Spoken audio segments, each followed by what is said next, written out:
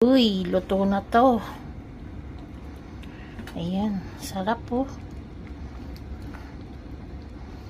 Lugaw. Ang daming chicken na nilagay ko, 1 kilo. Napadami. Sana pala kalahati lang nilagay ko.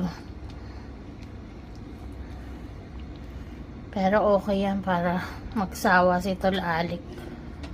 1 kilo, 200 yen lang bilhin namin dyan. Yan o. Doon sa sa work ko. Nagbenta ng pang yan eh. Pang pizza, nilalagay sa pizza. Ayun, 'di ba? Pwede siya sa lugaw. Masarap. Siya eh, slice na siya eh. Gigisa mo na lang. Ayan. Luto na ang lugaw.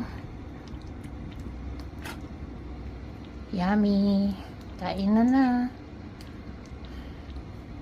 Papakain ko yung kay Tol Alik bago siya pumasok sa work. Ayan. Kain na po. Ang daming chicken.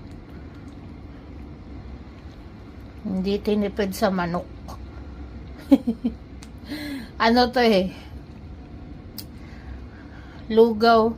Chicken na nilagyan ng lugaw. Chicken na nilagyan ng lugaw.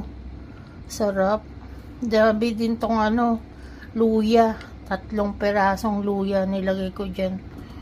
Para sobrang lasa. Tapos turmeric powder para madilaw. Okay na to.